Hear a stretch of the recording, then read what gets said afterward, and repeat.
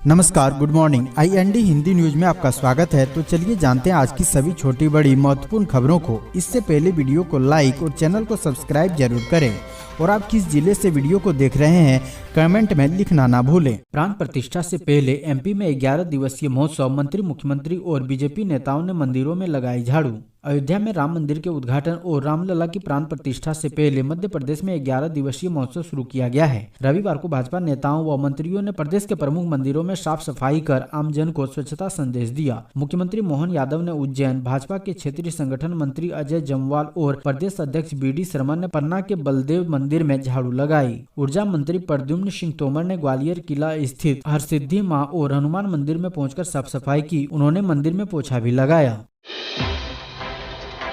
PCC chief Jitu पटवारी भारत जोड़ो न्याय यात्रा में हुए शामिल। दिग्विजय सिंह सहित अन्य नेता भी पहुंचे। भारत जोड़ो न्याय यात्रा रविवार से शुरू हो चुकी है। कांग्रेस और पूर्व अध्यक्ष राहुल गांधी के साथ इस यात्रा में मध्य प्रदेश के पूर्व CM Digvijay Singh, PCC chief Jitu Patwari, प्रदेश प्रभारी जितेंद्र सिंह, नेता प्रतिपक्ष उमंग सिंगार और कमलेश्वर पटेल एक साथ मणिपुर पहुंचे हैं। मध्य प्रदेश कांग्रेस के पदाधिकारियों का कहना है कि मणिपुर से शुरू होने वाली यात्रा में प्रदेश के नेता अलग अलग स्थानों में शामिल होंगे। शुरुआती दौर सभी वरिष्ठ नेता यात्रा में शामिल रहेंगे। भारत जोड़ो न्याय यात्रा फरवरी में MP में प्रवेश करेगी। इसको सफल बनाने के लिए अलग अलग स्थानों से यात्रा निकाली जाएगी, जो कि न्याय यात्रा में शामिल होगी।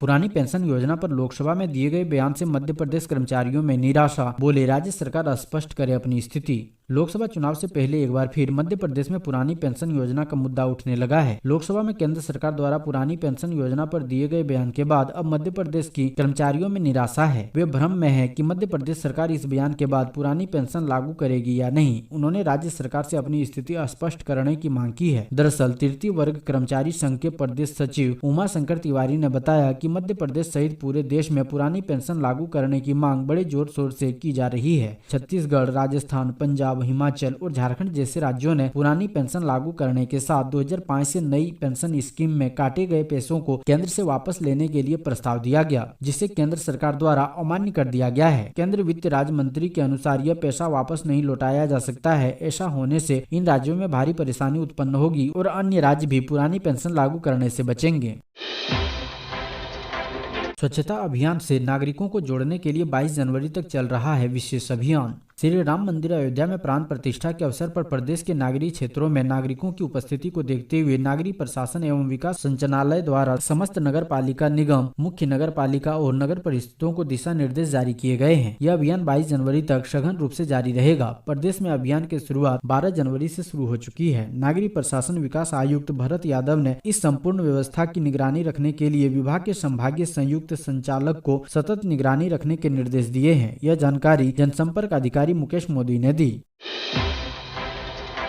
प्राण प्रतिष्ठा के दिन MP में होगा दिवाली जैसा माहौल, सरकार ने दिए सभी कलेक्टरों को खास निर्देश। एक तरफ अयोध्या में रामलला के प्राण प्रतिष्ठा की तैयारी जोरों पर है, वहीं दूसरी ओर मध्य प्रदेश सरकार भी इस दिन को भव्य बनाने के लिए खास तैयारियां कर रही है। मध्य प्रदेश के धार्मिक न्यास एवं धर्मस्व विभाग ने प्रदेश के सभी जिलों के कलेक्टरों को रामलला के प्राण प्रतिष्ठा के अवसर पर खास तैयारियां करने का आदेश दिया है।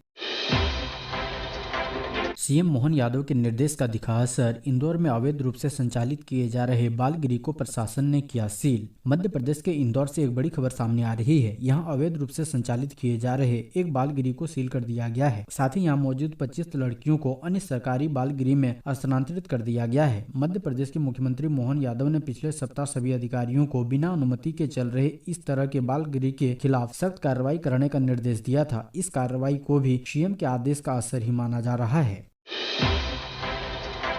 पलटने और डीजल टैंक फटने से ट्रक में लगी भीषण आग, फायर ब्रिगेड की लापरवाही से जलकर हुआ खाक। मध्य प्रदेश के शिवपुरी जिले के सुभाषपुरा थाना क्षेत्र के पतारा गांव के पास एक चीनी मिट्टी के कपों से भरे ट्रक में आग लग गई। देखते ही देखते ट्रक आग के गोले में तब्दील हो गया। इसकी सूचना मिलने पर थाना और सतनबाड़ा थाना पुलिस ने मोर्चा संभालते हुए जैसे तैसे फायर ब्रिगेड की मदद से आग पर काबू पाया, लेकिन तब तक ट्रक पूरी तरह से जलकर खाक हो चुका था। ट्रक में चीनी मिट्टी का सामान रखा हुआ था, जो कि पूरी तरह जलकर बर्बाद हो गया। हालांकि गनीमत की बात यह रही कि ट्रक का ड्राइवर पूरी तरह से सुरक्षित है। ट्रक में लगी आग की बड़ी वजह न केवल ट्रक का पलटना बल्कि उसमें रखा भूसा और डीजल टैंक का फटना बताया जा रहा है।